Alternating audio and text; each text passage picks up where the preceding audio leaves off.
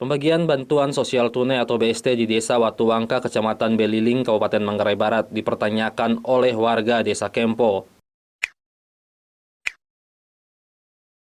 BST yang dibagikan kepada 69 kepala keluarga pada Sabtu 9 Mei itu dinilai tidak tepat sasaran. Mingapuh, warga desa mengatakan bantuan sosial tunai seharusnya diterima warga kurang mampu serta warga yang terdampak COVID-19. Kenyataannya ada diterima oleh 12 orang pegawai kontrak, beberapa staf desa, dan anggota DPD. Pendamping desa dari Kementerian Sosial mengatakan bahwa betul bahwa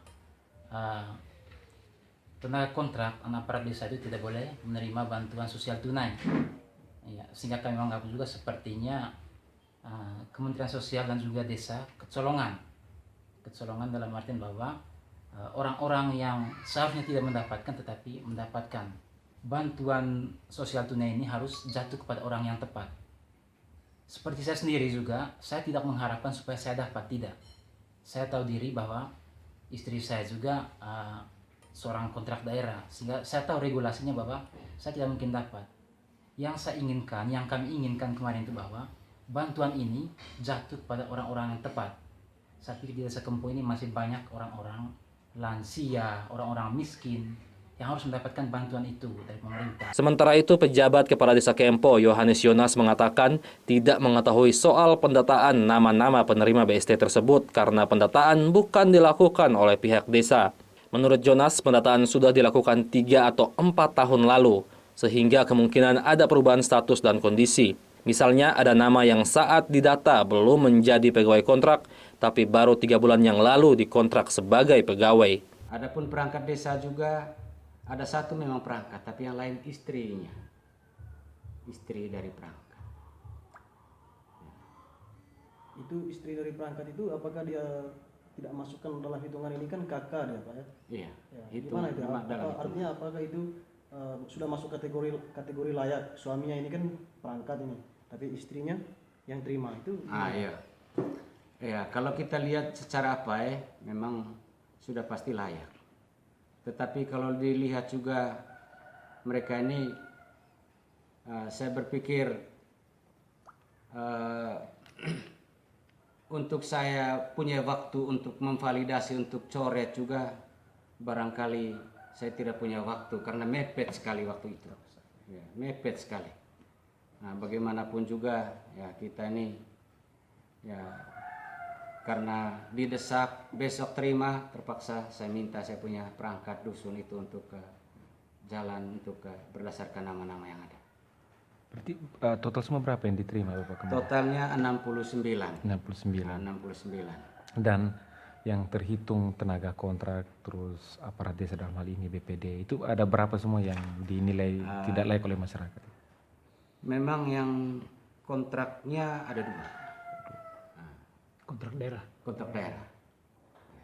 Itu mereka terima. Mereka terima. Yang aparat desa tadi? Aparat desa. Aparat desanya 1 orang.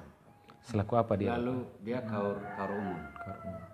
Kemudian istri perangkatnya ada 4 orang. BPD? BPD ya saya tidak tahu juga ya, BPD ini karena mereka punya honor juga di bawah 500-an. Iya. Ya saya juga tidak tahu ya. Pokoknya kalau ada surat memang dari atasan kami, katakan dari dinas sosial yang mengatakan bahwa ini tidak boleh, ya saya punya payung hukum untuk memvalidasi itu. Karena tidak ada surat, hanya di WA saja itu ini tidak boleh. Nah, menurut saya kekuatan kami harus ada surat resmi lah dari dinas terkait bahwa nama-nama jabatan seperti ini harus dicoret. Untuk Desa Kempo, persoalannya adalah karena rentang waktu antara verifikasi data dengan pembagiannya yang sangat tergesa-gesa. Tidak ada waktu verifikasi ulang siapa yang pantas dan tidak pantas untuk menerima bantuan sosial tunai tersebut. Waktu antara kepala desa menerima data berisi 69 nama calon penerima BST dan waktu pembagian adalah 2 hari. Kalau untuk masyarakat Beliling, saya sebenarnya tegaskan untuk ikuti sesuai dengan regulasi. Ya, kalau misalnya untuk BST ini memang tidak hanya satu desa saja yang dari persoalan, tetapi hampir semua desa kita mengalaminya.